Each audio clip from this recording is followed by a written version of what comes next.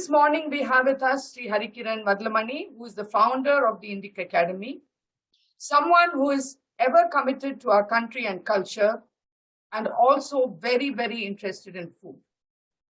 So over to you, Hari, for your opening remarks for today. Thank you. Thank you very much, Akka, for that wonderful presentation that you arranged from Shantalaji. It was extraordinary, uplifting experience. Thank you very much for that. On the 1st of August, 6:30 p.m., I had a very interesting experience. The #1 restaurant in the world, 11 Madison Park in New York, said that they were opening the bookings. And I wanted to make a reservation. Exactly at 6:30, I was waiting. That book button became blue and I clicked on it, hoping to find reservation. None was available. Everything was great. Not available on any single day. I'm asked to come back and put on a wait list and come back in September. The interesting thing about 11 Madison Park is from the June 8th of this year, they have reoriented themselves as plant-based restaurant. Imagine that the #1 restaurant in the world is now a plant-based restaurant. I Googled before this session, best vegetarian vegan restaurants in the world in Berlin, in London, New York, San Francisco, in Los Angeles. And I could not find even one Indian restaurant there, except Divya Altar's restaurant.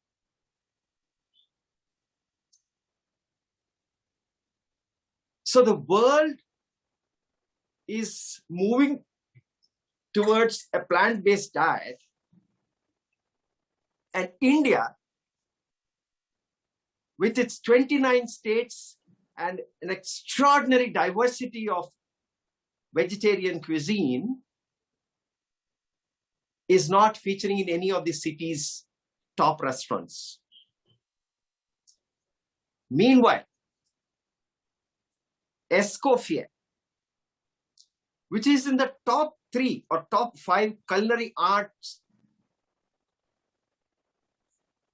institutes in the world, has launched its first plant-based diet 15-month diploma program. Cornell University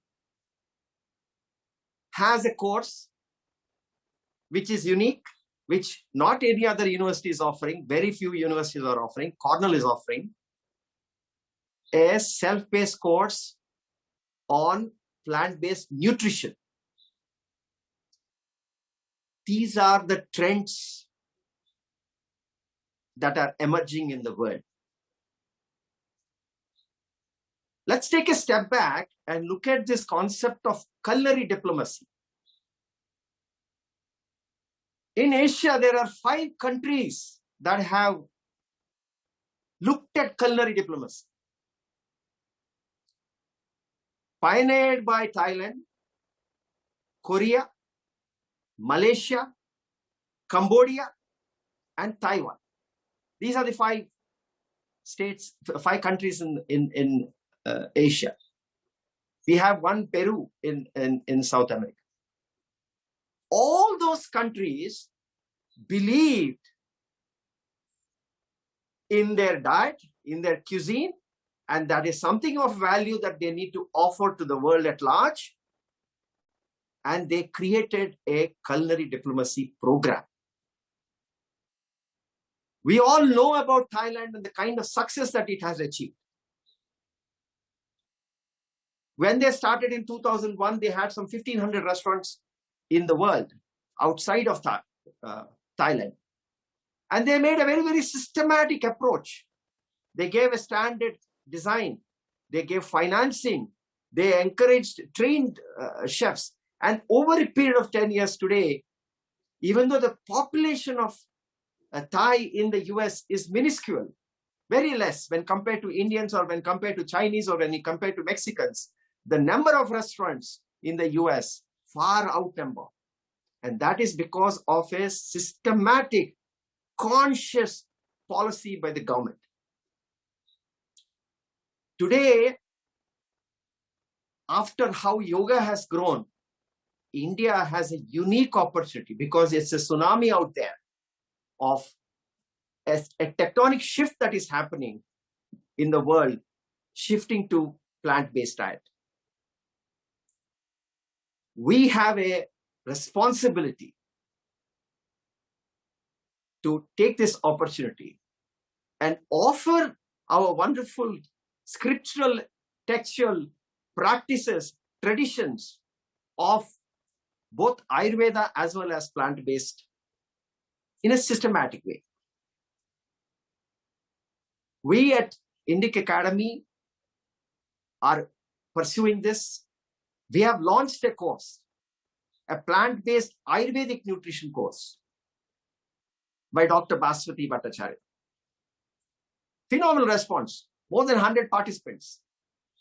Because we are infusing, there's an intersectionality of plant-based diet with Ayurveda. And there's a need for us to take that and promote it to the world. We're also launching at Indica Yoga a plant-based scholarship program to publish books, to publish coffee table books, to publish books on plant-based diet, discovering each state. And that's a program that we are planning to launch. At NICE, a plant-based fellowship is also in the annual, wherein we're going to encourage entrepreneurs, chefs to come.